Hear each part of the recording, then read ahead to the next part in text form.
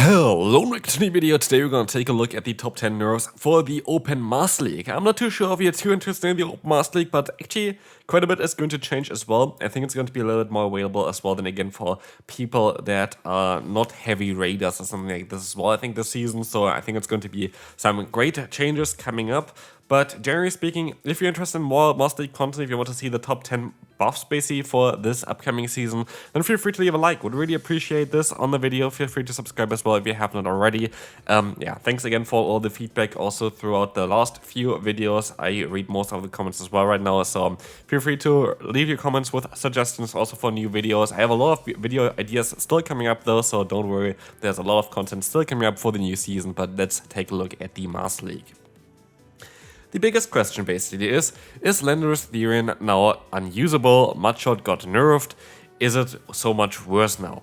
Answer is no, it is not. Like honestly, I think this Pokemon actually got a huge buff with that. As you can see here as well with the average rating. Average rating goes up by quite a bit to 552.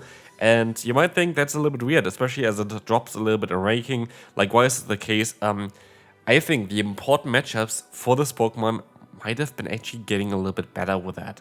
The thing is, before you were not able to, I think, two-shot something like the Zacian or Xerneas with this Pokemon. I think now you might be able to two-shot it with your Mudshot damage increase.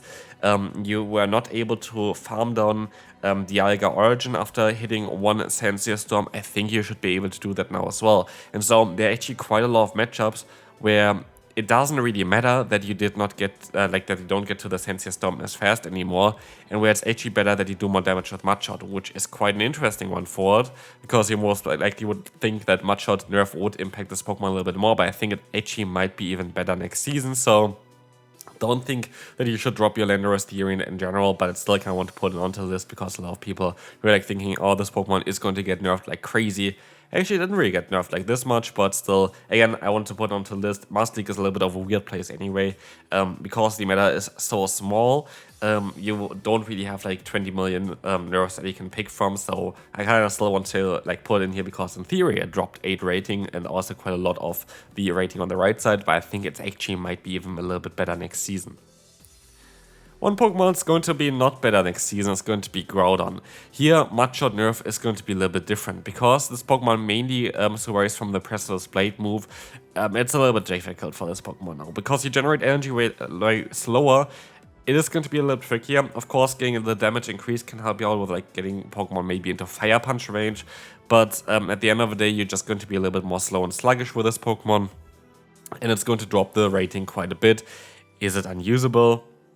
No, but like it is definitely going to be a little bit difficult to play now after Pressure's Blade getting nerfed. One thing though, what I also played a lot of times recently is the Dragon Tail moveset, which is exactly the same style as last season, and I think the Dragon Tail moveset might be even the way to go for this Pokemon as like a safe swap to bait out potentially something like a Palkia Origin form would be very likely a very good shout for it.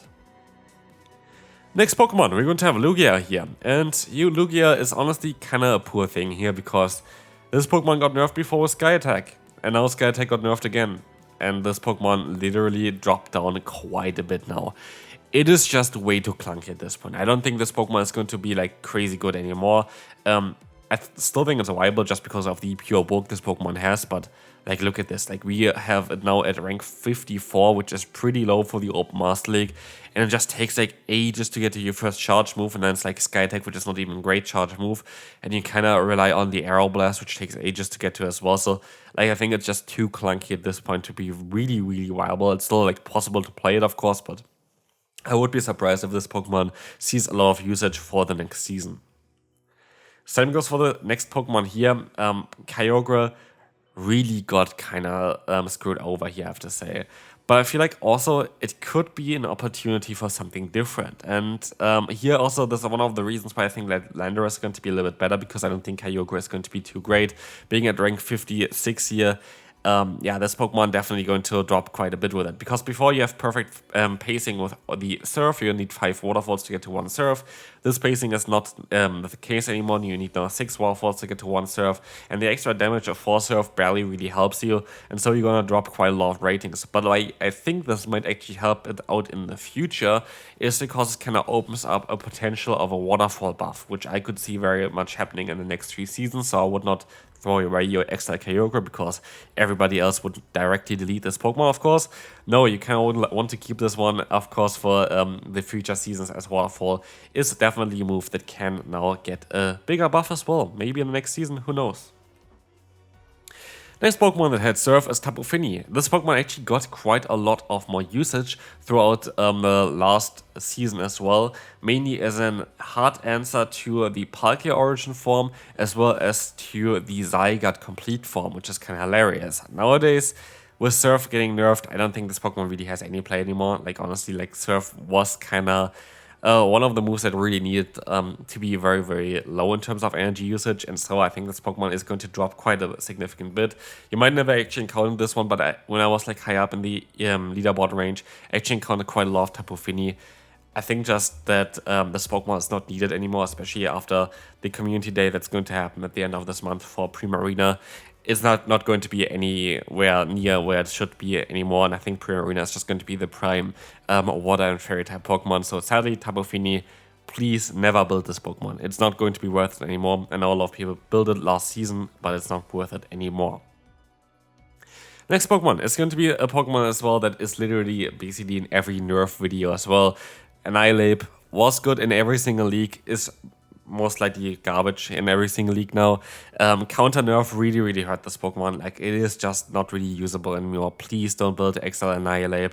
I think it's still better to build an XL Primeape for the... Okay, I don't think it's actually better because Primeape is just barely getting to the Ultra League level. But yeah, XL Annihilape, please don't build it. It's just not worth it anymore, and I think it's also not going to be worth it.